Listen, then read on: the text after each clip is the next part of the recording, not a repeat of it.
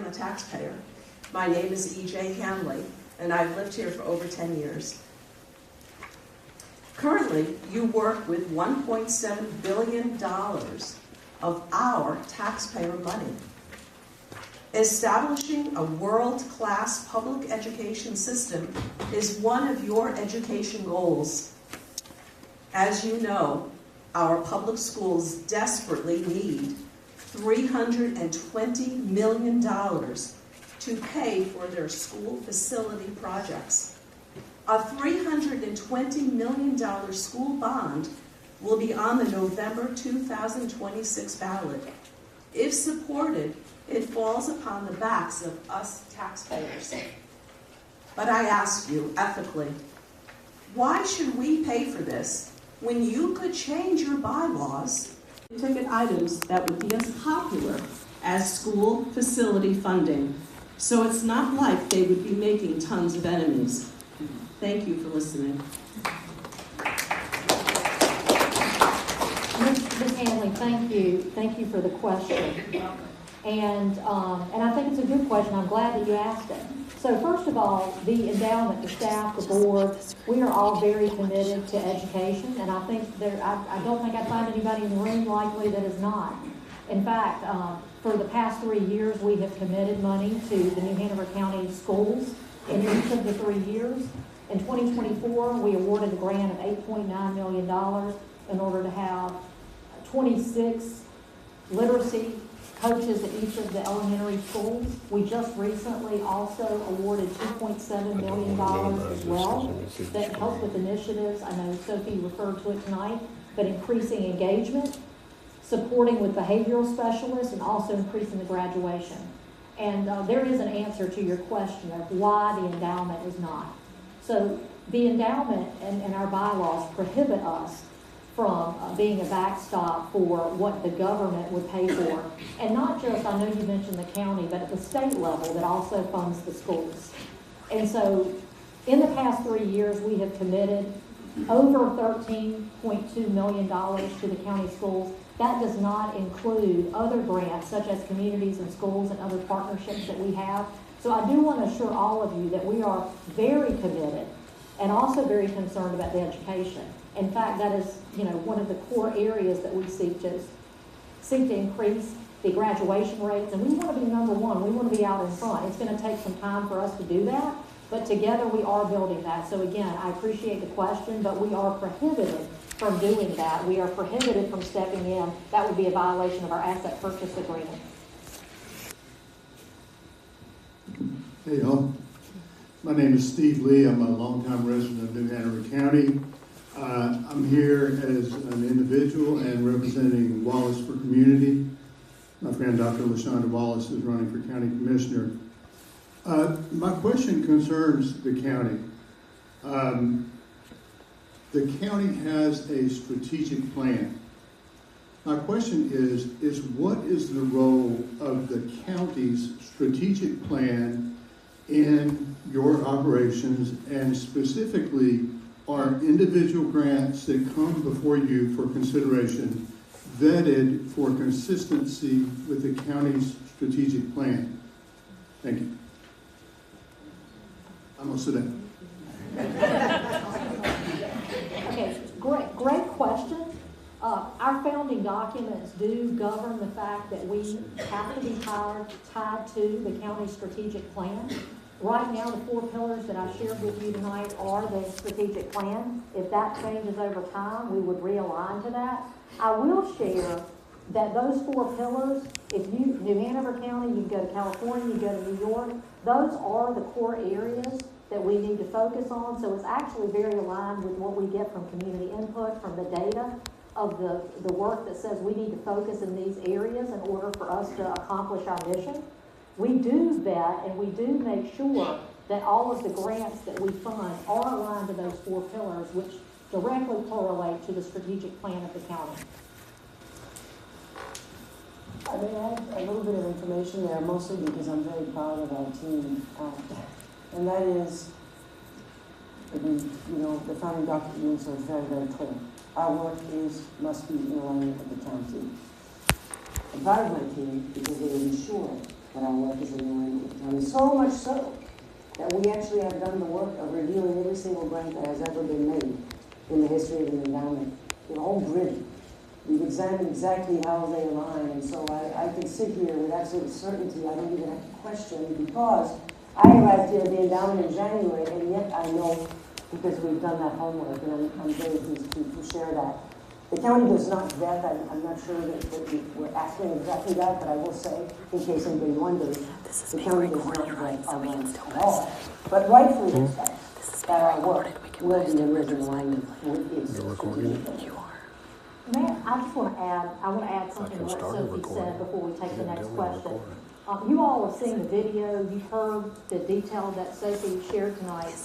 In addition to all the work that you've seen with regards to grants, you just heard Sophie say that she and her team just this year have gone through every grant and they can grid it. I know you all have done applause. I'd like to have another round of applause for our staff.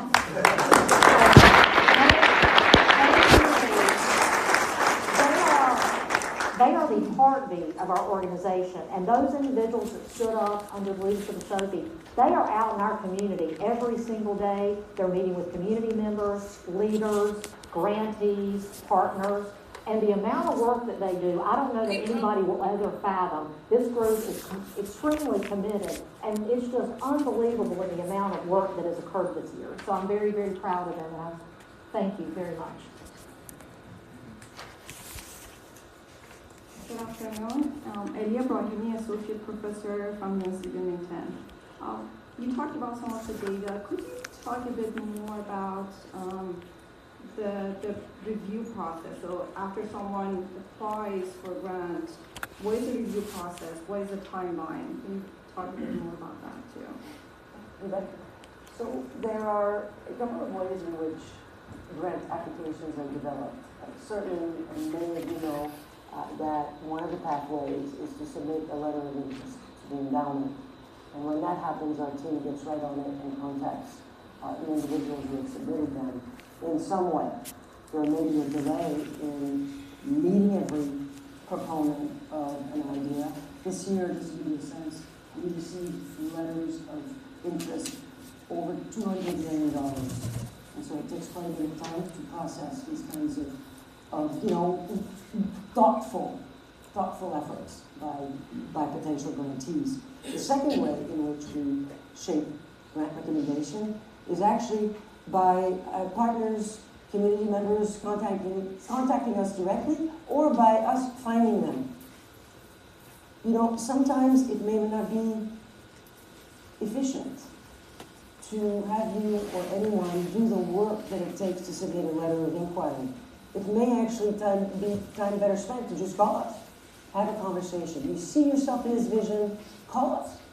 Yes, you may file an LOI and you'll hear from us, but please do not hesitate to contact us. From that point, it's all about collaboration. We collaborate. Our team meets with our partners, our potential grantees. Many times, they will shape the grant application together. Sometimes for the full amount requested, sometimes for a lesser amount, sometimes for a greater amount. Our grants committee has actually approved that from time to time, as has our board. All of that work is always illuminated by our strategic plan. That's really what drives those conversations. And sometimes, if we know of two grantees that may not necessarily know each other well, or we wonder if those two grantees may collaborate with each other and with us, then we like to convene partners together. And that is illustrative, I'll say, of how our grants get shaped. Hope that helps. Hi. My name is Lauren Stumberg. I'm an artist. My business is Think Greatly. I make a lot of public art and I do a lot of community projects. I just need to breathe for a second. I just wanted to re-emphasize the importance of an integrated arts approach to your 4 pillars, because it's proven again and again the impact of arts programming with everything that you're talking about. And I want to thank you also for the $500,000 to the Arts Council. So I'm looking at you, Rhonda. And just as an example, I received an Artist in Education grant from the North Carolina Arts Council to do a project at Carolina Beach Elementary School. And those grants were up to $15,000. So as a community here, I feel like we can do better with budgets and providing more impact with those projects, because the bigger the budget, the more time we can invest in education, in mental health, in the community safety, all of those things that drive these projects with the arts. So thank you. Thank you.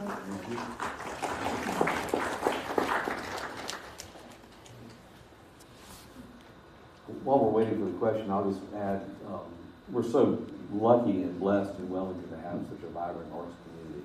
It really is special. It's part of the DNA that makes this place great, I think. And so we're grateful for the work that you do, Lauren, as well as so many, and Rhonda and the entire arts community. And we're grateful to be able to help fund it with this grant that we talked about earlier, and hope to continue doing that going forward.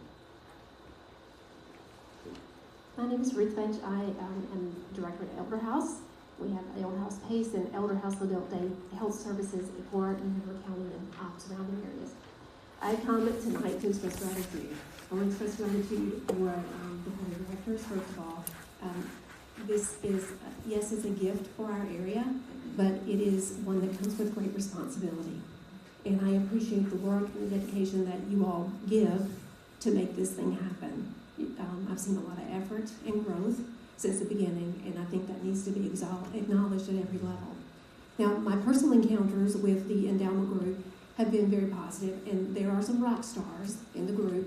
Amber, Lee, Tyler, Joel, everybody there has been very responsive. But I want to specifically call out Sophie tonight and acknowledge her engagement,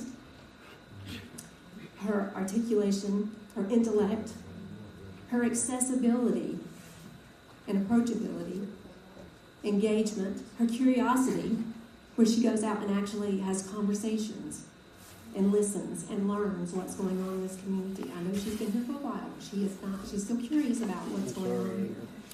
And she is connected in every way, highly competent. And I just want to acknowledge to the board that I don't know if you found her or she found you, doesn't matter at this point, but you see the value and the excellent asset that she is to this organization. And she is a true treasure. I'm grateful for you.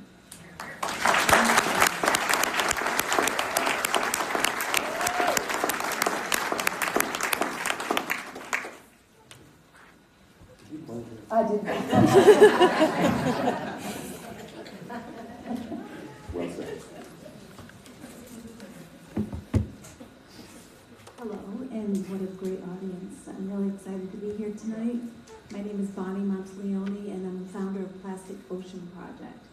And our three pillars are education through research. We have a full-on research facility, outreach through art. We think the arts are equally as important because the artists are the ones that communicate the science, and then solutions through collaboration. So when I'm watching all this, there's something that I'm not seeing there, and that is environment, right? So, you know, obviously we're an environmental nonprofit organization. So how can we utilize the tools that we provide this community coming in from the environment side?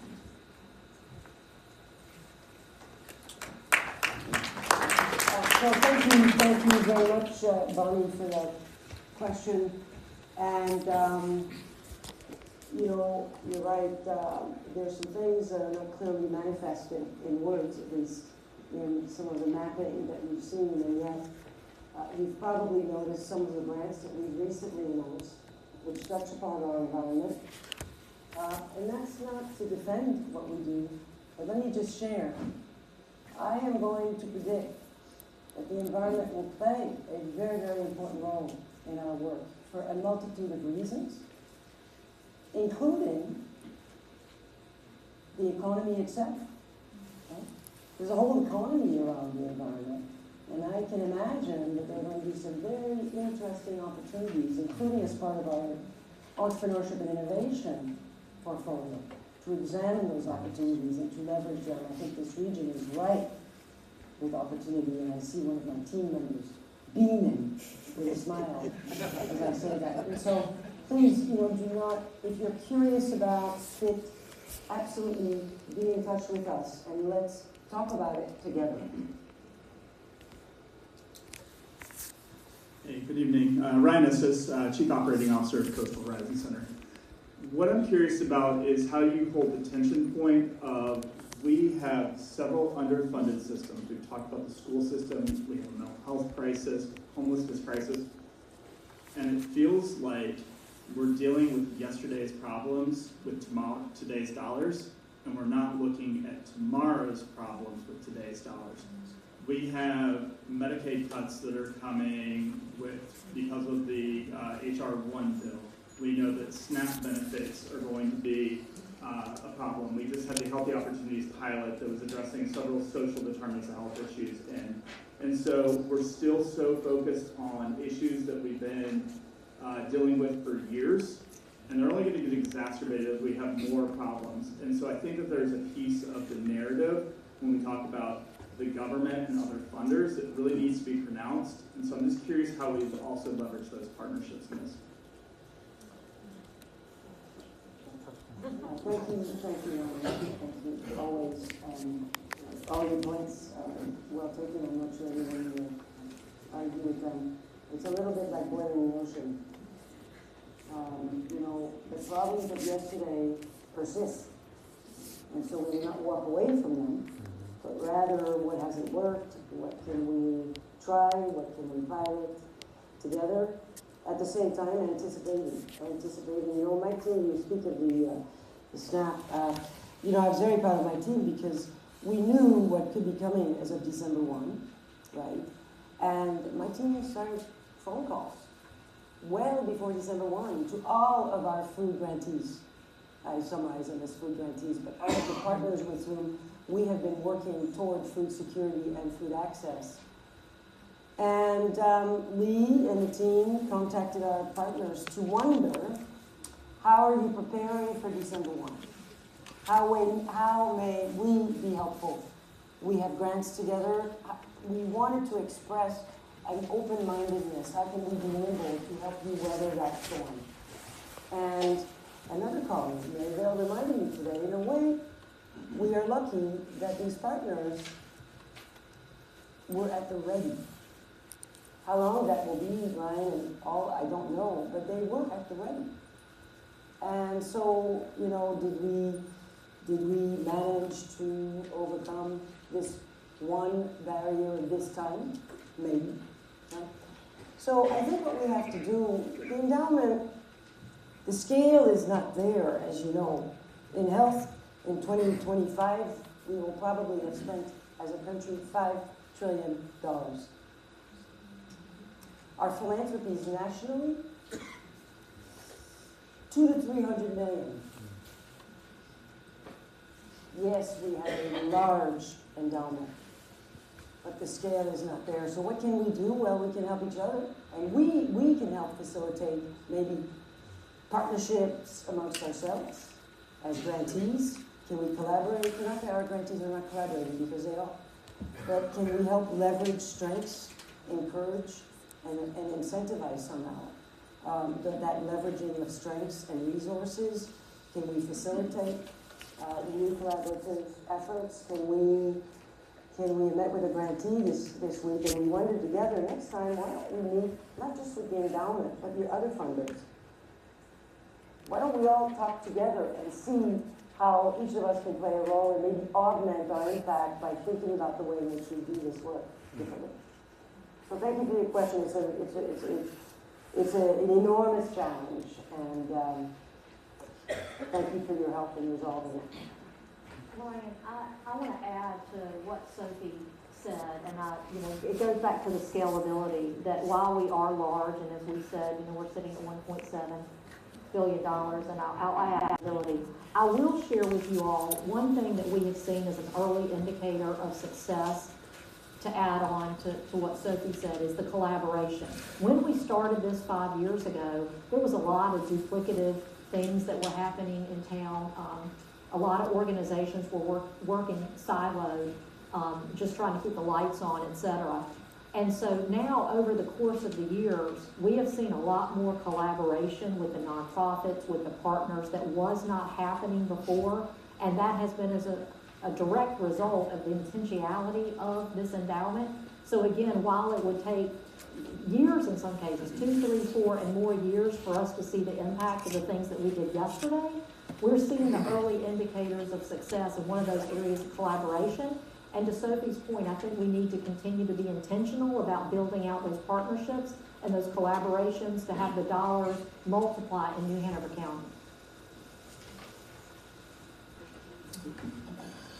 My name is Kim Crabb. I'm a local soccer coach in the community, and I have a grassroots program. I've worked in all the landscapes of the game, and I hear you keep talking about collaboration. We have very much so, at least 4 or 5 different soccer programs in the community, and when you're talking about a grassroots program that's not bringing in any money for one of those clubs, it's kind of hard and to really do the collaboration. I started with the Wilmington Hammerheads as an outreach program director, and now I'm on my own. And when you guys first started, when we first applied for the grants, we came down to the location that you had off of College, and we had all of our questions ready, and we were firing, and we had 2 different budgets, and all of this is new lingo to me, being new to the sector of nonprofit. And so we felt very prepared when we came in with all of our questions and went out feeling really good, and we got nada. So when we did get a call back from someone from the endowment to kind of tell us maybe why because that was one of our questions, why weren't we considered and what we need to do moving forward, we shouldn't even have been at the table because we weren't even in existence for 2 years, and that was one of the qualifications that was necessary. But I guess my question is, do you still have something in place like that we can, little engines that could, programs, that are in the community that can come to the table with these questions and get them answered from somebody who knows the answers to them, And I guess in closing, I am trying to collaborate with some different programs that are in the community, but I'm not going to stop doing what I'm doing. And I feel like, I am one of those ones that's trying to keep the lights on and all of the above, but I know how important it is to empower and to impact, because I was one of these kids. So I'm going to keep doing what I'm doing, but if it was me, I guess, sitting in your seat, which I'm glad I'm not, everybody would get, like I said, I don't care if you gave us $1 out of the billions that you have, I would feel more valued than to have nothing. And, I guess that's my question is, do you still have that table that we can come in and we have 28 minutes to have all of our questions and we're firing them and getting answers to them and leave out feeling good, and then we're like, nothing. And then I know you guys were going through some leadership changes at the time as well. But that's my question. Is there still an opportunity for something like that to happen? Do we have to make an appointment? I wanted to say something, and I know that Chris is going to chime in, and the answer is yes, and there's going to be more detail. But I want to tell you all something. I am so excited to say this. I am one of your biggest fans. And the truth is that Coach Kim, my son, has played on the Hammerheads and has played against, I want you all to know the great work that Coach Kim does in our community. I'm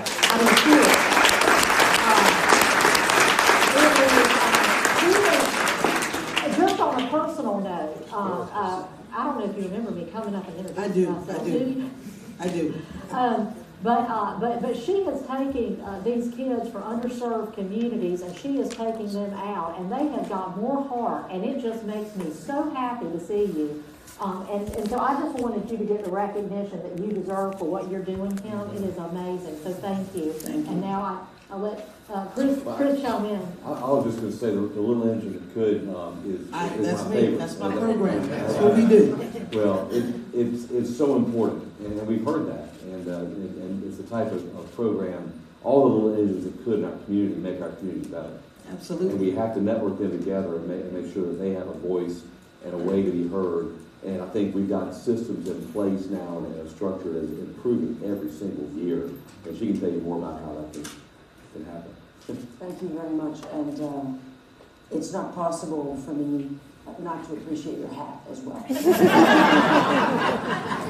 Well, underneath, you know, there wasn't a good hair day today. So I have an image of what you just described because you described it so well. I was not here then, but what I can tell you now for sure is the following, right off the top of my head, what I would like you to do. And I would like you as who is it that head of the engine? On the train? Yes. As a conductor of the engine. To go on over, please, and visit with Shannon Wick and talk about a community grants program. Okay. You must leave tonight knowing more about that. All right?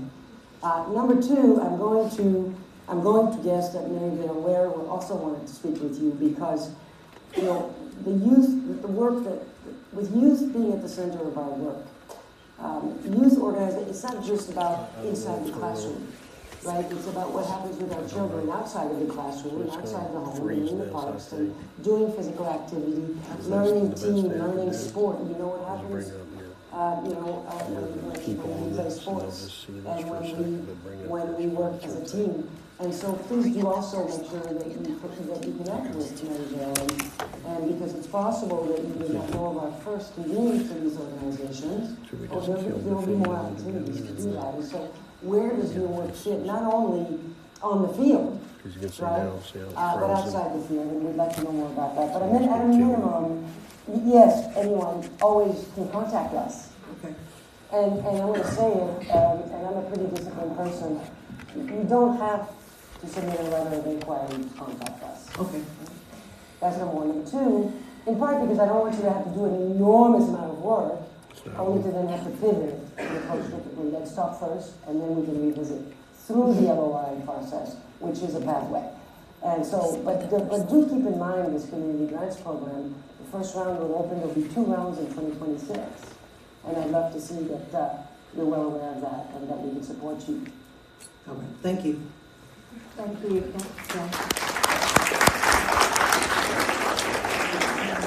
Good evening. My name is Edwin Sutton.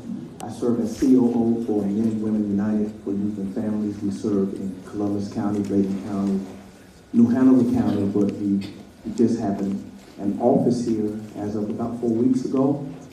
And unfortunately, I have to leave. Just received a text from my wife that dinner is ready. I have to leave.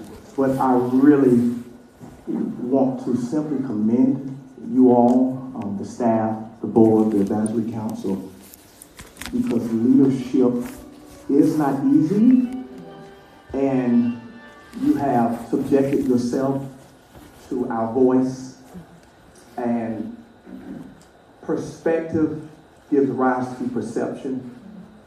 How we see perspective determines what we see. So those of us who are not in your seat, we see things in a different way, which means we will see things differently, but vice versa. Thank you, because it is apparent that you all are competent and you all have been a compliment to our community. We see the stewardship, and it is very commendable. And so our questions, our druthers, no attack. We are grateful for the good work you all have done. And so I just wanted to share that in my departure. Thank you so much. Thank you.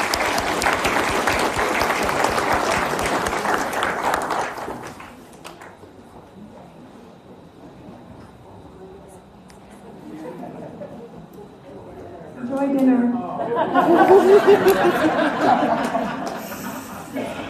It's also hard to follow Coach Kim on this side.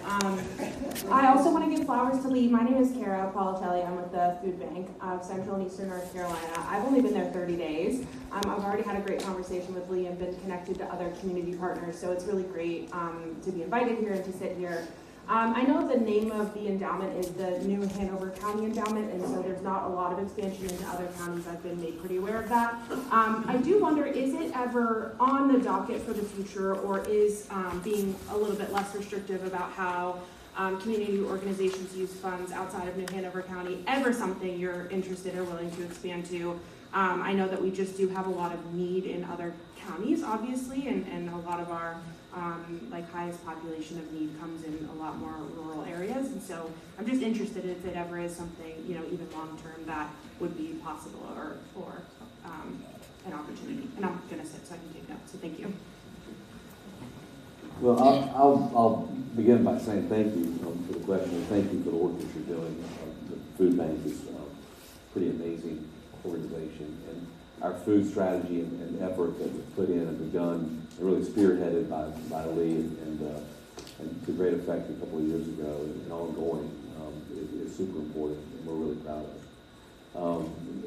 We do have a lot of things that were put in place when we were founded, and one of those is that we are limited to spending money in New Hanover County, and so it's not up to the board. It's simply a matter of our founding documents and legality that our money is for the citizens of New Hanover County will be spent in New Hanover County. To the extent that outside counties and agencies can benefit the citizens of New Hanover County, we'll look at those, but we're prohibited from going out and doing outreach into the other counties.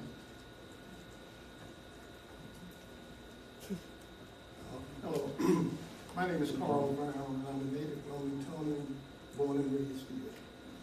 And I'm very appreciative of everything that you're doing. But two things come to mind. One is that, before I get there, I'm very familiar with your mission statement as well as your strategic plan. Question in my mind, do you have any matrix that you can share with us in terms of how you are and what you're doing relative to accomplishing the goals that are established in those? And if so, can you make them public so that all of us will know the impact that you're having on the community? Because I think strategic plans tend to govern the way you manage and how you work toward accomplishing the mission. The other thing that I have in mind is that our public school system, especially on the elementary level, is an abominable failure. We have several, maybe a little more than several, that are D level and one that's failing. Is there any way possible that you guys on the endowment, with county money for county students, can form some kind of a committee to work with the Board of Education and have a specific commitment to improving those elementary schools, because we are looking toward the future. And those youngsters, if they don't get it early on, they're bound to fail later. And New Hanover County citizens will not be able to benefit from the positives that our community offers. Thank you so much.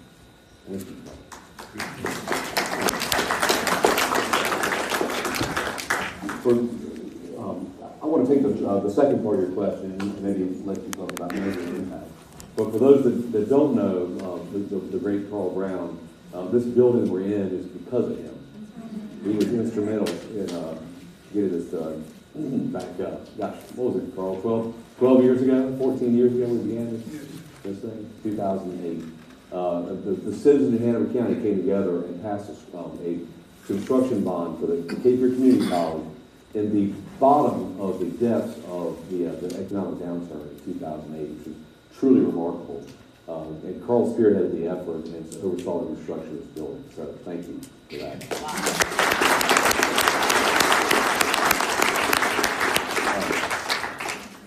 I'll let Sophie address measuring impact, but your question about the schools, you're speaking my language. Dave Spiegel back here is our education expert, and he can attest to that, and he can tell you that he's had his marching orders made real clear about the issues that you're talking about, and he's going to be working on it. And we are going to address that as Endowment, and going to be working closely with our partners in the Hanover County school system to address a lot of issues, but in particular, my heart is with those elementary schools, the ones you're talking about. We have a school system that is among the best in the state of North Carolina. However, we have disparities that exist that are unconscionable. And if we raise those lower performing schools up to the level of the other schools, we'll be the number one system in the state of North Carolina, almost without doubt. We can do that, and we should, and we will. So.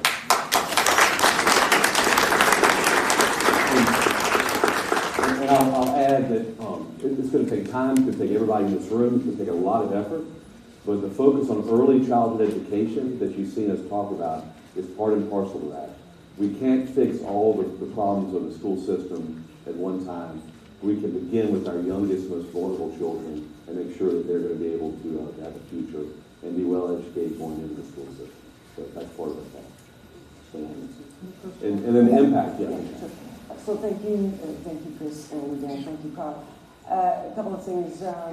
In fact, David is working right now with the school system. This most recent grant we announced is going to be implemented with a data orientation, and those schools that Chris is mentioning will be very purposefully targeted in a good way, to receive the resources that we want to deploy there, so as to help reduce and eliminate in time those disparities. We all know it will take a long time.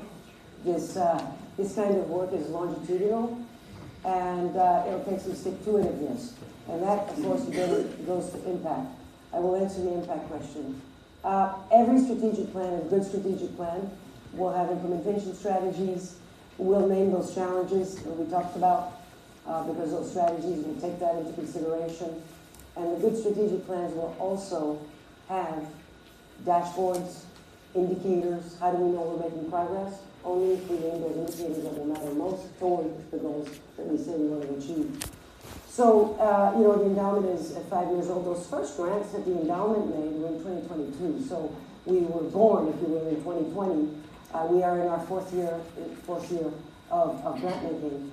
And so rest assured that as we grow and as we've grown, we now enter every grant with a data agenda, with a data collection agenda. Very soon, you will see from us not only that strategic plan and those theories of changes and those logic models and so forth, you will see a dashboard. You will know exactly what indicators we believe are the most pertinent indicators to track. At the moment, we believe we know them. We have named them internally. We are consulting with our Community Advisory Council and with our board. And most of them will not surprise you. But we're going to have multiple level indicators. I don't want to take too long. Some of them in the primary, some of them in the secondary. Some of them are going to be community level, population level impact, right? And then some of them are going to be very closely tied to our grants. What are our grants? What are our grantees trying to move themselves? And how do we track their progress? How do we celebrate their progress? And then compare that to the bigger needles. To know if we're moving a needle, we are going to need those dashboards. We are developing them. Thank you for your patience. I just want to add to that, because I talked about data at the outset, and a little bit more about this. We've been very intentional with regards to kind of building this system. As Sophie said, we made grants in 2022. Our first round of grants were responsive, so we did not intend to have data, if you will, from those. But it will take some time for that impact to catch up. I will assure you that as we build out these systems, the staff is working on that from a data perspective. We have not taken any shortcuts. We have been very intentional about making sure that we have the right processes in place, the setting up the systems for the data, and that's taken time, but we're very, very confident in the systems that are being built at this time as it relates to the data. And by the way, when we post these kinds of things, please, your feedback is welcome always. Looks like we have many more questions. My name is Tony Perez. I'm the director of Living Hope Day Center. We are a day shelter for the unhoused folks living downtown. Politically speaking, obviously, the homeless situation seems to be a very hot topic going on right now. As you're probably aware, the city and the county were working to collaborate together to develop a strategic plan. That plan has seemed to hit a roadblock, and the county seems to have kind of withdrawn itself from this kind of work. So my question is, with the refresh that the endowment is trying to go through, does homelessness have a space? And if so, where? And what is your vision regarding the homeless situation that we are all dealing with in this town? Oh, by the way, I'm not a native. I've only been here since the late 1900s, so I'm still not a local. But I do appreciate it. For the record, we have been recipients of a grant from the endowment. It's been insanely helpful, and we are very grateful. Thank you for that. Thank you so much, Tony.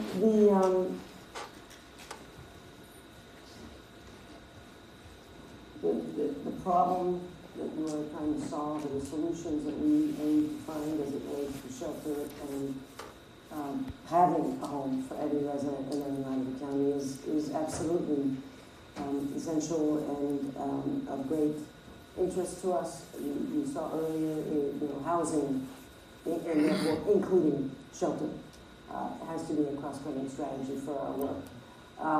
I should mention that housing and homelessness, I actually looked this up for a number of reasons, but between the housing and homelessness grants that we have made, nearly 25% of the grants we have made touch homelessness and housing. And so it clearly, this is an issue that we've been very attentive to. It's not going away. The question remains, how do we continue to promote shelter and housing for our New Miami County residents, all the while, of course, promoting the other outcomes that we aim to achieve. First and foremost, we do so by remembering that without shelter or without housing, our residents will find it difficult to learn and to have the jobs that they want. And so you will see that manifest itself as part of that work. And so, housing for some, homelessness for some, there is intersection, not for all, but there is intersection with mental stressors. And so the work that we are doing in that area will also undoubtedly impact and touch homelessness. And so we also know that the county and the city have been looking at homelessness. We have their reports. We are reviewing them very, very carefully and asking ourselves, do we have the information we need to make the best recommendations to our board as it relates to these issues. But I just would like everyone to know that nearly a quarter of the endowment's grants so far have been touching housing and homelessness. Thank you. Over here. My name is Rose Jones. I'm Dr. Rebecca Darden-Perry, and I just want to say good evening. And I'm the founder of Darden-Perry Academy, a proposed K-12 bilingual bimodal public charter school opening in Wilmington in 2027. When I say bilingual bimodal, I mean a school where students learn in English and American Sign Language using both spoken and visual communication. This model gives the hearing students a second language that gives them college credit and ensures equal access for deaf and hard of hearing students. Everyone learns together. I'm here tonight simply to just introduce myself, listen to the community, and express my appreciation for the Wilmington Endowment commitment to strengthening local education and opportunity. Thank you for allowing me here tonight. Thank you. Thank you. I would also like to add thank you for the teleprompter, because if you did not have that, she could not be here. And thankfully she does have cochlear implants and she does read lips, but thank you for at least trying to bridge the gap, because the hearing impaired and they're lost, and we've got to bridge that community together, and that's what we're trying to do. New Hanover County is going to be totally different whenever we open. Thank you. Thank you.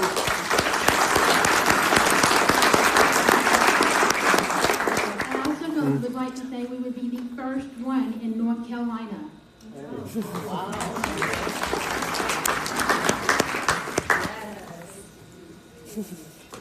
Good evening. My name is Robert Campbell. I'm the founder and CEO of New Hope CDC. Hope is helping ordinary people excel. Our focus is on the marginalized. While I did not come up to speak about charter schools, I will take this opportunity. We talked about the condition of our schools. The condition of our schools is great if you happen to be white. Not so much if you happen to be black or brown. The achievement gap is 45 points between black and brown kids and our white kids. I'll say this, I had a great conversation this past week. Frankie Roberts and I are looking to bring a charter school here.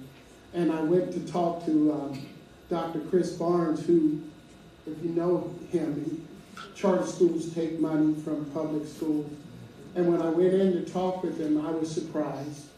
While he still feels that way, he listened, he gave suggestions, he promised to meet with us again as I follow up on some of the things that he suggested.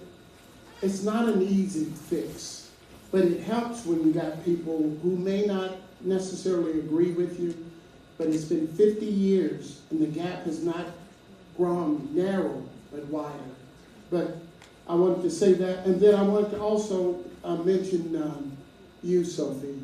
When you got here, I recall meeting you at a formal gathering. Dan was here at that time. And I was waiting in line to speak to you, and then I finally got there and you started speaking to me. Dan called you away. And I thought, okay, she was just giving me platitudes anyway. I went and sat down, and I was talking to someone, and I looked up and you came over and you sat next to me, and you began to talk to me about what things I was doing in the community. I was surprised that you even knew who I was, but I appreciated that. I appreciated knowing that you're a very intelligent woman, but your heart is even bigger than your brain. Thank you for caring about our community. And I would like to say to the board, I hope we keep Sophie. I hope we keep Sophie. Now to my point, please. I think that one of the best people you've hired is the person that works in our department, and that's Terry Burhan. Terry, would you stand real quick? Terry, would you stand real quick? Terry, just stand for a second. Just stand. Please stand. I've been in this community for 21 years. I've been dated, I've been switched, I've been lied to, I've been talked about, I've been promised, all of that. And I thought it was happening with the endowment. Terry came in at a time where we were going through leadership challenges. She used her more than 2 decades experience to tell us the truth. She never lost her fiduciary to the endowment, but she was loyal to the nonprofits in our community. She would tell it like it was. She would say, Pastor, you're trying to do too much. Pastor, would you come? No, do it over. I need this.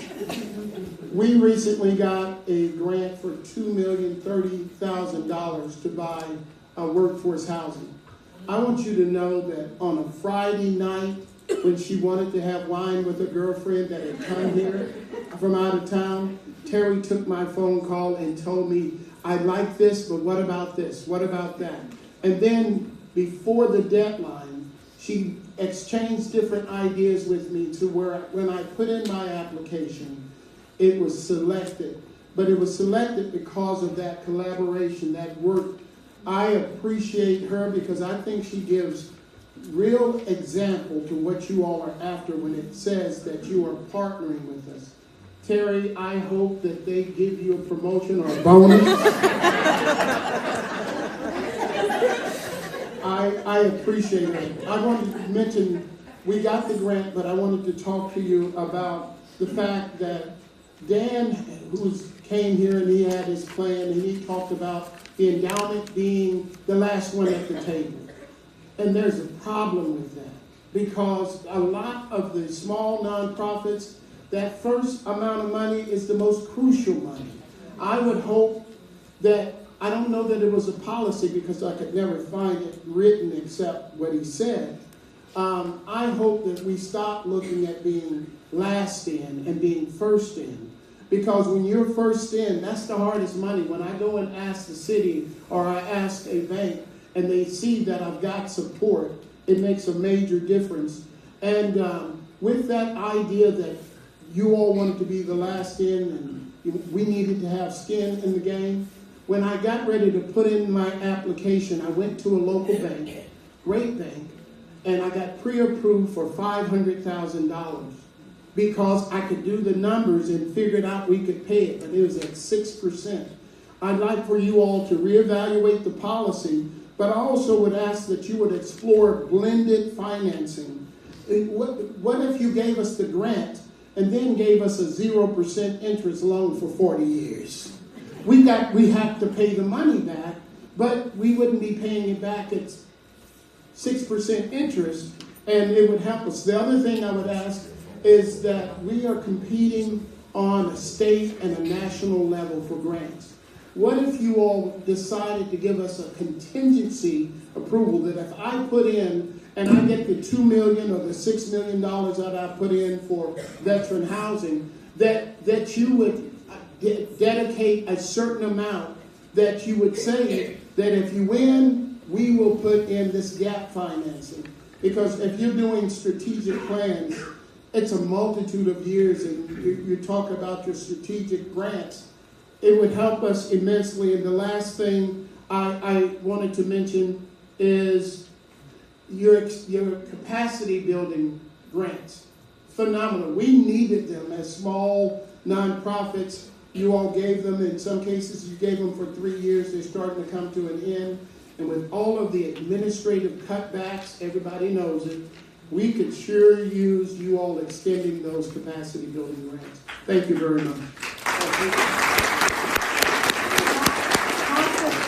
Thank you so much. You said a lot of things that were really important. And one of the things that I appreciate you sharing, what's great about these listening sessions, is the story that you talked about Terry. Again, I'll say how great our staff is. And this happens often. We get the feedback.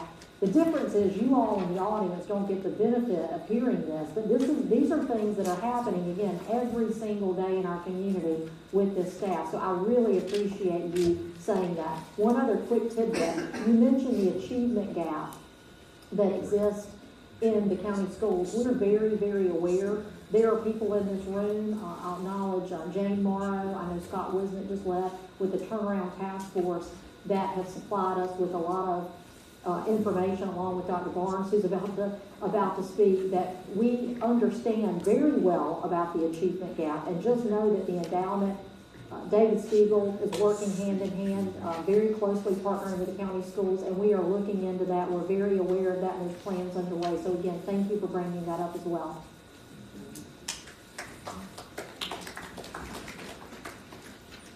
Hold your applause. I just want to echo, as a representative for the school system, my name is Chris Barnes. I understand and echo the same concerns that we have about our disparities, about our schools who have not yet gained the success that we want. I will tell you that solutions need community support. And that's why I appreciate the endowment and you guys understanding and realizing this is a longitudinal problem that will take time to turn. And so we're 100% committed to continuing to work with the endowment, to continue the grants, to continue the work that we know needs to be done. Thank you.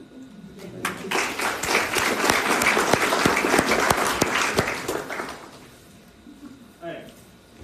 We got some questions that were previously submitted. This is from Brian and Harris Partners. Does the endowment favor capital improvement grants over support for operations?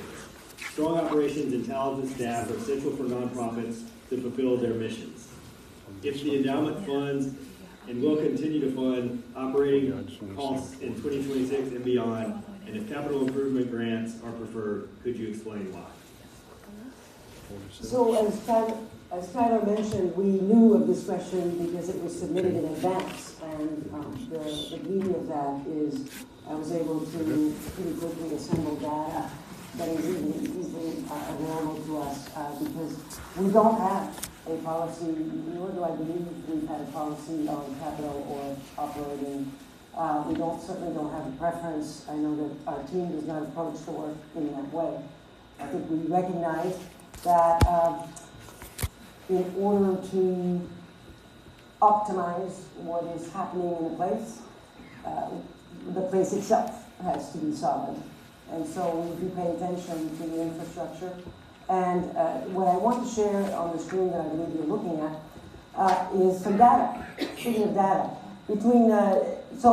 since inception, what you see here is the way in which our grants have supported capital infrastructure, operations, and programmatic initiatives. Now, the fact of the matter is, next slide please, because programmatic and operations really tend to go together. The difference is that when operating capital is provided for a certain programmatic initiative, it is earmarked for that purpose, and so less available for what we all know as core operating needs. But nevertheless, what this chart tells you is that essentially, since inception, there you go, you see the breakdown. I share that with you because it's interesting data, because we have it, why not share it?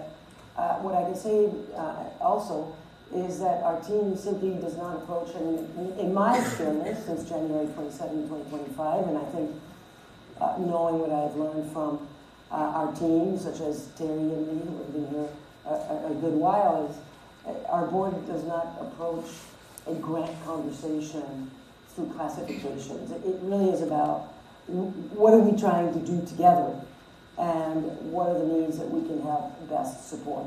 And so I hope this answers your question. We don't have a hard and fast rule. I have two leaders of my board here who may wish to weigh in, but I'll just say it's about impact. Right?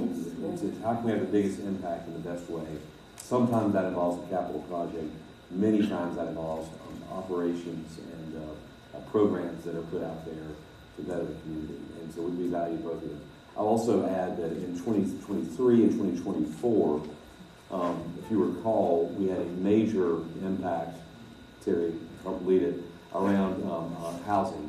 We put a big emphasis on housing, and a lot of those capital improvement monies went into that. I think it was $20 million we did at the time, Terry, as a focus on that. So that's a big reason why you see this capital dollar balance for that.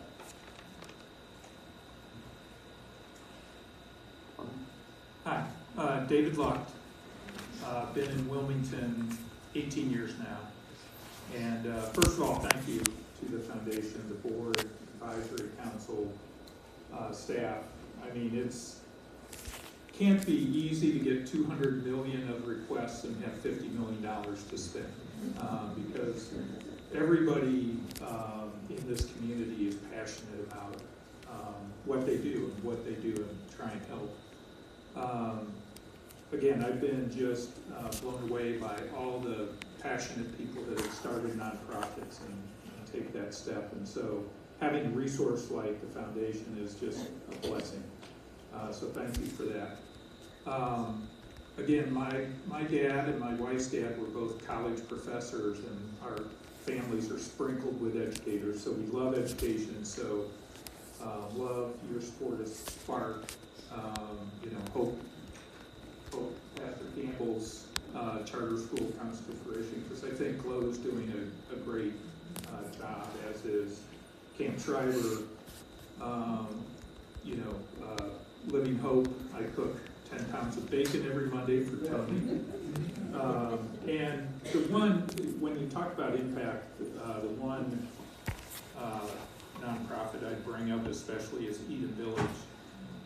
They've created a community of people that were forgotten by society. And we know several residents there And we knew them from our work at Vigilant Hope and the Living Hope Center, and to see the transformation of those people that now that they have secure housing, they're paying for it. They pay $300 a month. But the support that is given them through mental health, through medical, it's saving the county a lot of money to have these people secure. But to just see their faces and how big of an impact it is, and I know you've supported Eden Village, so especially thank you for that also. Thank you.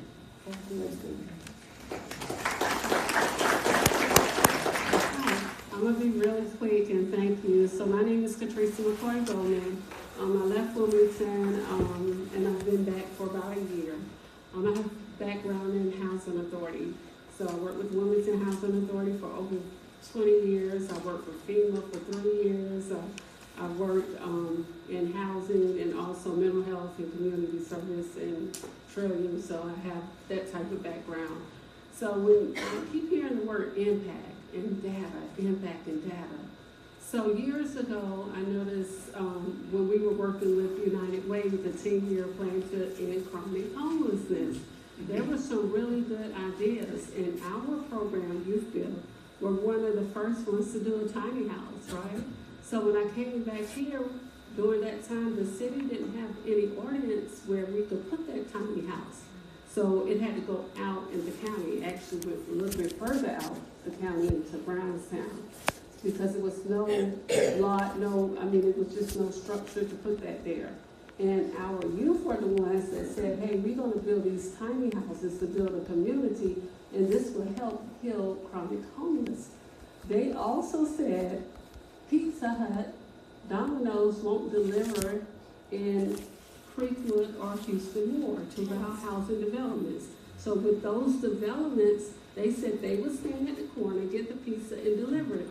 DoorDash. So we were ahead of time, and I could go on and on about some certain things. I just want to say, when we talk about impact, sometimes you don't see the immediate impact. So as we go through time to be able to pull back, like I said, I was gone for 9 years. I've ran into these partners that made it happen and said, remember when we did this? Remember how we impacted this population? Remember 68 families that were in public housing are now homeowners and still are in those houses. Remember our youth, remember this. So when I just for an example, I went out the other day, ran into a young lady, and I'm getting a smoothie, and she looked at me and she said, Patricia? And I said, yes, and she cried. And she said, I am somebody. You told me stop dreaming and do what you said you're going to do. She said, and it hurt so bad, but she said, I made something of myself.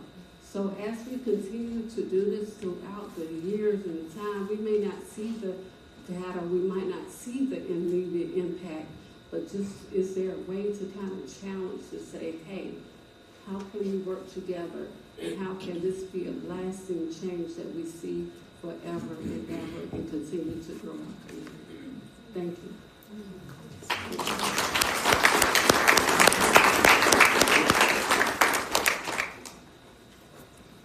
Good evening. My name is Paul Summers. I'm a longtime resident in the county now. Since before the sale of the hospital, the endowment was created by the sale of our New Hanover County Hospital, and it was a very good hospital. The asset purchase agreement was amended when the Attorney General reviewed the purchase, and he made a number of provisions that weren't in there before. And I just want to point to one that said that the local board was responsible for enforcing a pledge by Novant to use all reasonable best efforts to put the hospital in the top 10% nationally for patient satisfaction. Now, I think everybody has read that CMS has given the hospital really the last couple of years in leapfrog ratings as well. I just am thinking that the local board has some responsibility, and if it's just coming under your health pillar, but you should be able to prod Novant to make the improvements necessary to get us back in the top 10%. Thank you.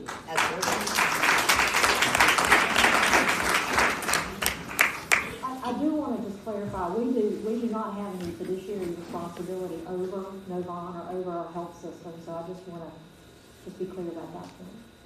It's a shared board with the Novant local board, and they have a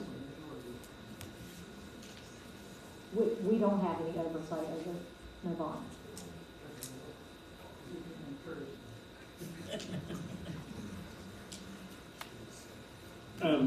Another question, Ron from Cape Fear Veteran Resilience Project asked, please describe the mechanism for unsuccessful grant requesters to receive feedback on their submission. Yeah, thank you for that question. Also a question that I knew was on the board.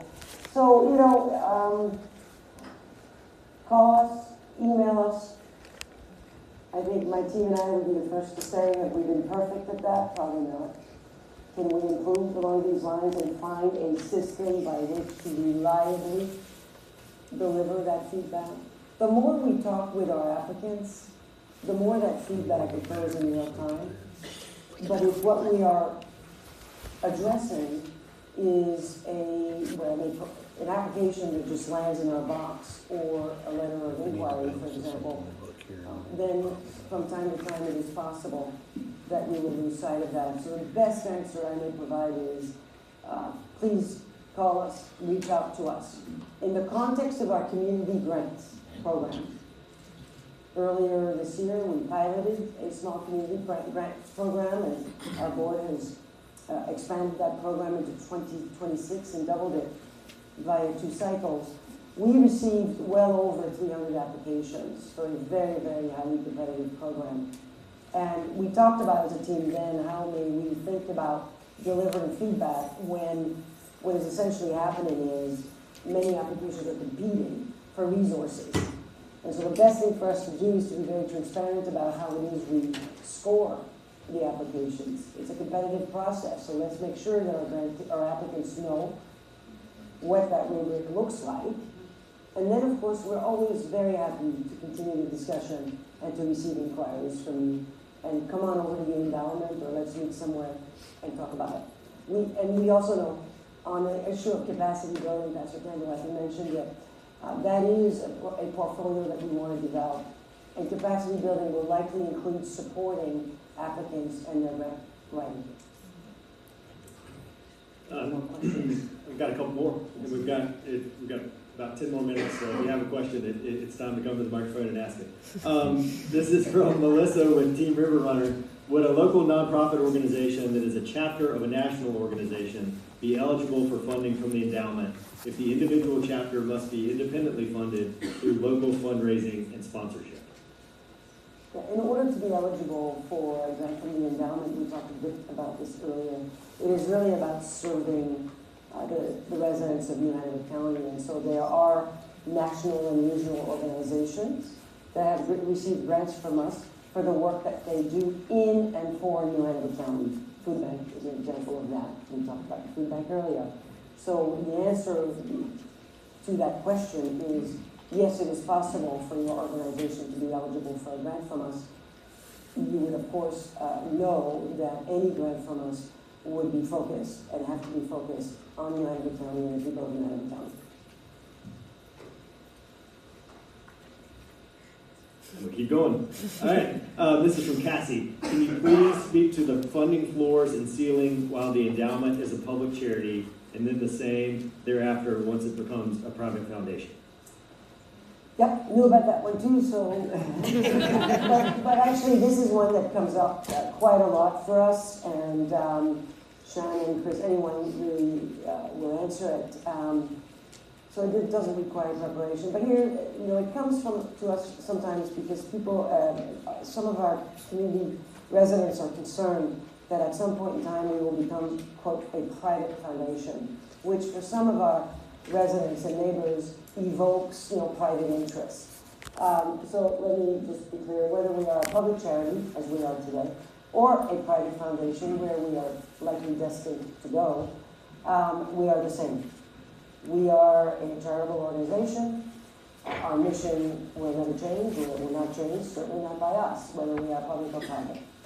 We are public because we have been funded by one source, and that source has been the county. And those proceeds were generated by the sale of the hospital. We probably can expect, although I cannot say, because this year we received more proceeds on account of the sale of the hospital. But soon, those sources will stop coming into the endowment's accounts. At that point, we will likely pivot to private foundation, which is a federal tax distinction. The Internal Revenue Code says that on a rolling 5-year basis, if more than 33 1/3% of our revenues are generated other than by, in our case, the county, meaning investment income. Our only source of revenue now is the investment income that we generate thanks to our advisors and, of course, the stewardship of our board. At that point, when that test is met or failed, depending on how you look at it, we become a private foundation. Here's the very good news. Number one, our mission will not change. Number two, yes, we go from not being able to grant more than 4% of our net assets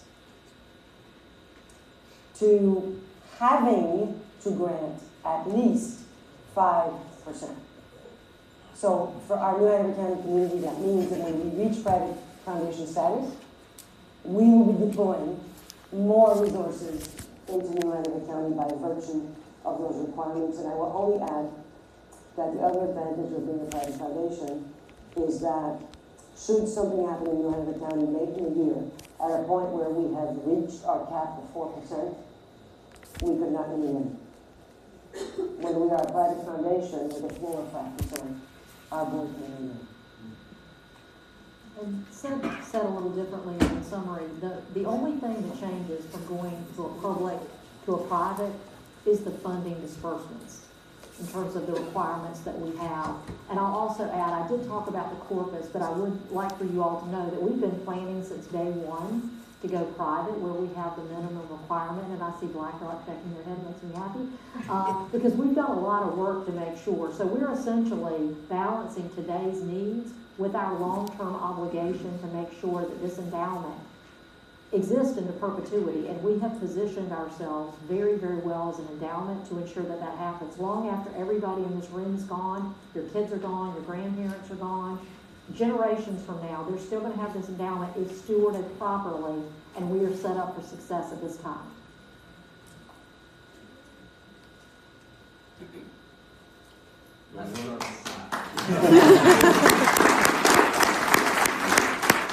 All right, in the interest of time and due to the fact that nobody's standing at the microphones, I'd like y'all to give a round of applause to Chris and Sophie and Shannon.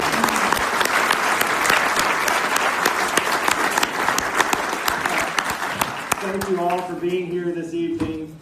This is an ongoing conversation.